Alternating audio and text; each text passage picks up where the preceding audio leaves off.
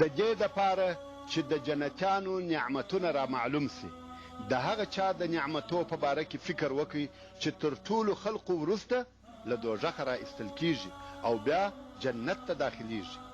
په هغه حدیث شریف کې چې امام مسلم یې د عبدالله ابن مسعود رضی الله تعالی عنه څخه روایتوي، وایي رسول الله صلی الله علیه و آله وسلم وفرمایل هغه څوک چې تر ټولو وروسته جنت ته داخلیږي یو سړی دی چې یو وار ځي او یو وار غذاریږي. دی غواړي چې له دوزخه راووځي، نو یو وار ولاړ سي رهي سي او یو وار غذار سي او یو وار د دوزخ اور ځینې وموښلي ویسوځي، پر دغه ډول له اوره راووځي. دا نو ډېر کلونه د ده دغه حال وي چې غواړي له اوره راووځي. موږ نوی خبر چې د څونه عمر په دوزخ کې تیر کړی دی، 100 کاله، 1000 کاله، ملیون کاله، او ته پوهېږې چې ملیون کلونه وهغه ابدي اور ته هیڅ بلل کیږي. کله چې دغه سړی له اوره راووځي نو اور ته وګوري او ووایي د هغه ذات احسان او نیکي ډیر دی چې زه یې ستا څخه خلاص کړم. د ده په خیال او ګمان به بل هیڅوک تر ده په ښه نعمت او راحت کې نه وي، نو وایي په تحقیق الله جل جلاله ما ته داسې نعمت را کړی دی، داسې احسان یې را سره کړی دی چې د اولینو او آخرینو څخه هیڅ چاته نه دی ورکړی. دی پر دغه حال وي چې د لرې یوه درخته ورته پیدا سي او دی یې وویني، د اول وار دپاره درخته او سایه ویني. دی په دوزخ او د هغه په هغه سوځونکې سایه عادت و چې نه یې حرارت ګرځاوه او نه یې یخواله درلودل، خو اوس د اول وار دپاره حقیقي درخته او سایه ویني.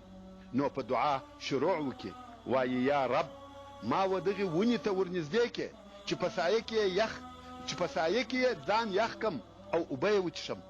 الله جل جلاله وفرمایي یا ابن آدم که زه دغه ستا غوښتنه درکم بیا به ته نور غواړې. دغه سړی وایي یا رب، او د الله جل جلاله سره وعده وکړي چې بې له دغه نور څه نه غواړم. الله جل جلاله د ده غوښتنه قبوله کړي، ځکه دی داسې شی ویني چې د هغه څخه صبر نسي کولای. نو دی درختې لره راولي، د درختې په سایه کې کښیني او اوبه یې وچښي. د اول وار دپاره تر یخې سایې لاندې کښیني او د اول وار دپاره اوبه وچښي. نو د ده په خیال دی په داسې نعمت کې دی چې مثل یې نسته. دی پر دغه حال وي چې هلته تر هغه اولې ونې ښه او ښایسته ونه ورښکاره سي. دی څه وخت چپ وي، ځکه د الله جل جلاله سره یې وعده کړې ده چې نور څه نه غواړم، خو څه موده وروسته نور صبر نسي کولی. نو وایي یا رب و دغې درختې ته مې ورنږدې کې چې اوبه یې وچښم او تر سایې لاندې یې کښېنم، او تر دغه زیات نور څه نه در څخه غواړم. الله جل جلاله وفرمایي ابن آدمه تا زما سره وعده نه وکړې چې بل شی نه غواړم؟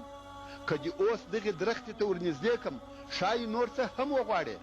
نو دغه سړی د الله جل جلاله سره وعده وکړي چې بې له دغه بل څه نه غواړم، او الله جل جلاله یې دغه غوښتنه قبوله کړي، ځکه دی داسې شی ویني چې له هغه څخه صبر نسي کولی. نو یې دغې درختې ته ورولي، دی د هغې درختې تر سایې لاندې کښیني او اوبه یې وچښي. د ده په خیال په اولینو او آخرینو کې داسې څوک نسته چې تر ده دې په راحت وي. بیا بله درېیمه درخته چې تر هغو 2 اولو درختو لویه او ښایسته وي ورته راپورته سي، خو دغه درخته د جنت له دروازو څخه د یوې دروازې سره وي.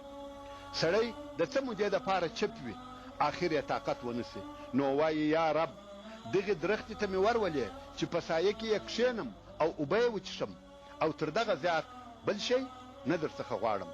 الله جل جلاله وفرمایي یا ابن آدم تا وعده نه را سره وکړه چې نور څه نه غواړم؟ سړی وایي هو یا رب، بس دغه غوښتنه مې قبوله کړه، بل هیڅ نه در څخه غواړم. الله جل جلاله یې دغه غوښتنه هم قبوله کړي، ځکه دی داسې شی ویني چې د هغه څخه صبر نسي کولی. نو یې دغې درېیمې ونې ته ورولي. اوس خو د جنت دروازې ته نږدې دی، دی ناست دی چې د جنت دروازه خلاصه سي. دی ورته ګوري، په جنت کې رنګارنګ نعمتونه دي، د جنت هغه بوی پر موښلي چې مثل یې په دنیا کې نسته. څه موده چپ وي، بیا د جنتیانو اوازونه واوري، د ده له طاقته ووځي، وایي یا رب دغه جنت ته مې ورداخل که، الله جل جلاله وفرمایي یا ابن آدم په څه شي دغه ستا غوښتنې پای ته رسیږي؟ ابن آدم طماع او له طمع ډک دی چې یو شی ور ورسیږي بل غواړي. کله چې دغه سړی ووایي جنت ته مې داخل که، الله جل جلاله وفرمایي آیا په دې سره راضي کېږي چې په جنت کې د ټولې دنیا مثل درکم او په مثل د هغه ورسره درکم؟ ورونو، په دنیا کې داسې پاچا شته چې ټوله مځکه او د هغې خزانې دي د هغه وي؟ خو الله جل جلاله هغه چاته چې تر ټولو انسانانو وروسته جنت ته داخلیږي فرمایي آیا په دې راضي کېږي چې په جنت کې د ټولې دنیا مثل درکم او دغونه نور هم پر زیات کم؟ یعنی په جنت کې دونه باغونه، قصرونه او نعمتونه درکم چې 2 ځله د مځکې پر اندازه وي؟ سړی وایي یا رب ته پر ما مسخرې کوې، په ما پسخند وهې، حال دا چې ته رب العالمین یې. عبدالله ابن مسعود رضی الله تعالی عنه چې دغه حدیث راوي دی، د دغه خبرې سره یې وخندل او بیا یې وویل آیا تاسې پوښتنه نه کوئ چې پر څه خاندم؟ د مجلس حاضرو کسانو وویل پر څه خاندې؟ ده وویل د دغه خبرې د بیانولو سره رسول الله صلی الله علیه و آله وسلم دغه قسم وخندل. اصحاب کرام ورته وویل پر څه خاندې یا رسول الله؟